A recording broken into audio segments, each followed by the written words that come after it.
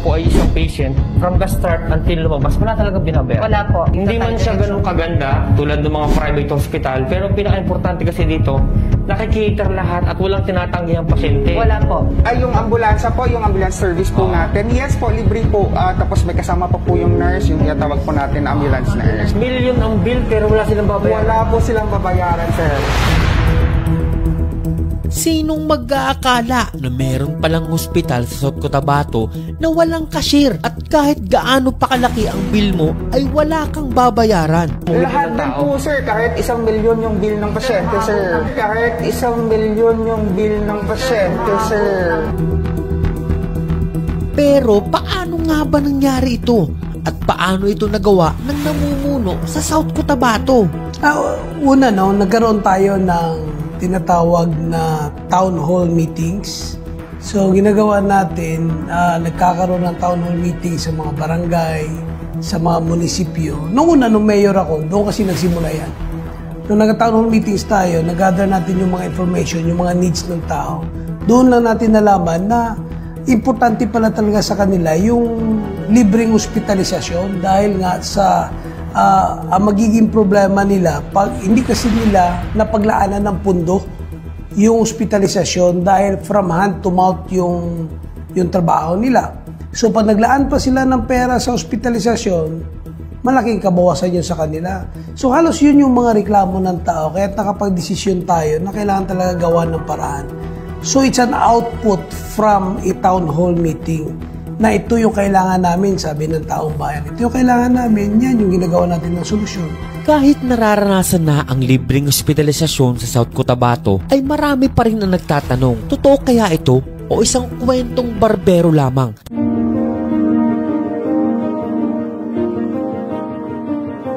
Sino-sino nga ba ang nagpapatakbo ng operasyon ng ospital na ito at paano nila nagagawa na mag-operate ng ganitong klaseng ospital? As an OIC, ito po ang sa no billing, no bill balance. Usually started nung umupo po si Governor Tamayo na sinabi niya noon sa speech niya na bakit hindi natin gawing no billing para sa mga mahihirap. Actually, napakaswerte po ng mga constituents ng South Cotabato. Not only South Cotabato but neighboring provinces such as yung sa Sultan Kudarat. Kasi minsan dito rin sila pumupunta for their hospitalizations. Before, parang private na scheme, yung mga pasyente will have to shell out of pocket for the doctor's fees. Ngayon, libre lahat. Actually, as a doctor's fees, libre lahat. Yung bayad sa surgery, actually malaki yun. Libre pa rin lahat. And what is good, we are well compensated because yung PhilHealth share, so malaki din yung PhilHealth share. So happy kami dyan. Very happy. This is cumulative effort.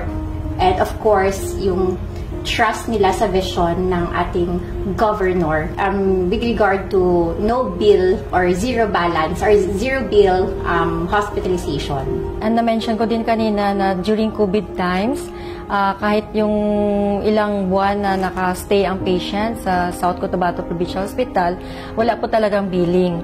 So kahit po umabot ng 1 million, so na-amaze din po yung mga friends namin na nalaman nila na wala palang billing talaga sa South Cotabato Provincial Hospital. Kahit na yung mga vehicular accidents, usually, aside from the free hospitalization, free ang doktor nila, kahit po stainless, talagang binibigay ni Governor para sa mga pasyente po. Kahit piso po, wala po kaming binabayaran dito. Marami po kaming pasyente na tinutulungan, pero kahit piso wala kaming binabayaran at libre pa po yung pag-travel ng pasyente pag umuwi. May hinahatid po ng ambulance sa Tupi or kung saan man na pupunta na mga uuwian ng pasyente. Ako po si William Panaha, nandito ngayon sa Regional and Provincial Hospital kasi may pasyente ako dito na may operahan ng appendix. Lahat dito libre, pati mga pagkain libre lahat.